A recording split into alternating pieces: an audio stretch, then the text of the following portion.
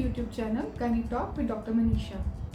इस वीडियो में मैं आपको प्रेगनेंसी में होने वाली सांस की दिक्कत के बारे में बताना चाहूँगी कि ये दिक्कत क्यों होती है और आप इससे कैसे मुक्ति पा सकते हैं। अक्सर ये देखा गया है कि जब महिला प्रेग्नेंट होती है तो कई बार उसको सांस लेने में दिक्कत हो जाती है। प्रेगनेंसी में प्रोजेस्टेरॉन नाम का हार्मोन बढ़ जाता है बॉडी में, उसके कारण वो ब्रेन को स्टिमुलेट करता है, जिससे कि जो हमारी ब्रेथ होती है, हमारी सांस होती है, उसकी फ्रीक्वेंसी और उसकी डेप्थ बढ़ जाती है। प्लस जो हमारी प्रेगनेंसी में बॉडी की ऑक्सीजन की रिक्वायरमेंट है वो भी बढ़ जाती है। इन दोनों कारणों के कारण पहली तिमाही में महिला को प्रेगनेंसी में सांस लेने में दिक्कत हो सकती है। चूँकि महिला के अंदर बच्चा, उसका शिशु पनप रहा है, तो उसको एडिक्वेट ब्लड सप्लाई के लिए प्रेगनेंसी के दौरान महिला में खून की मात्रा बढ़ जाती है, तो दिल को ज़्यादा मात्रा का खून पंप करने में ज़्यादा काम करना पड़ता है। इस वजह से भी जो सांस लेने में दिक्कत है प्रेगनेंसी में वो हो सकती है। तीसरी तिमाही में यूट्रस के बढ़ते हुए साइज़ की वजह से और जो शिशु अंदर बढ़ रहा है उसकी वजह से लंग्स कंप्रेस हो जाते हैं, लंग्स पे दबाव पड़ता है, जिसके कारण महिला को सांस लेने में दिक्कत हो सकती है। अगर महिला में खून की कमी है, उसका हीमोग्लोबिन कम है या फिर उसको पहले से ही अस्थमा है, तो भी उसको सांस लेने में प्रॉब्लम हो सकती है। अगर आप ज़्यादा स्ट्रेस लेते हैं तो भी आपको सांस लेने में दिक्कत हो सकती है।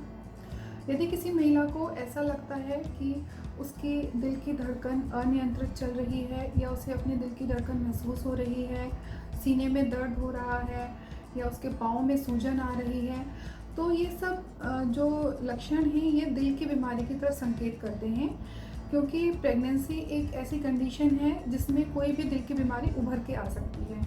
तो अगर आपको ऐसे कुछ संकेत हो रहे हैं तो आप अपने डॉक्टर से ज़रूर संपर्क करें, ताकि वो आपको पूरा चेकअप करें और आपको पूर्ण इलाज दें। अब जानते हैं हम कि ब्रेथलेसनेस को कैसे कम किया जा सकता है।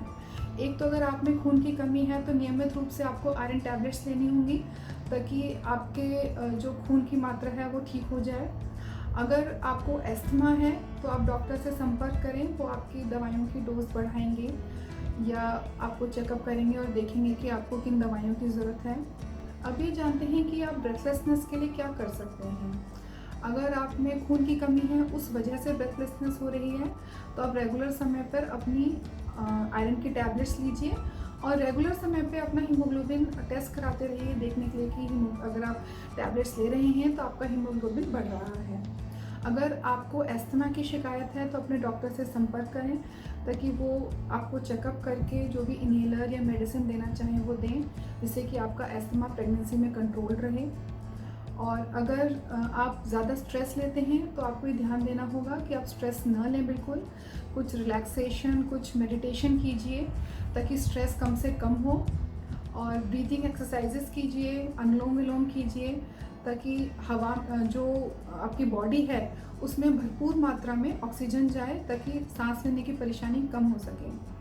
और सोते समय ध्यान करिए कि अपने सिर के नीचे 2 तकिए लगाएं, ताकि आपका जो सिर है वो थोड़े ऊपर की तरफ रहे, और उससे भी आपको अपने जो सोते वक्त जो ब्रीदिंग प्रॉब्लम आपको होती है, सांस लेने में दिक्कत हो रही है, उससे आपको काफ़ी फ़र्क पड़ेगा। ये वीडियो मेरा आपको कैसा लगा मुझे ज़रूर कमेंट बॉक्स में बताइएगा। मेरे इस वीडियो को लाइक करें, शेयर करें और मेरे इस चैनल को सब्सक्राइब करें। तब तक के लिए bye bye, stay fit and stay healthy.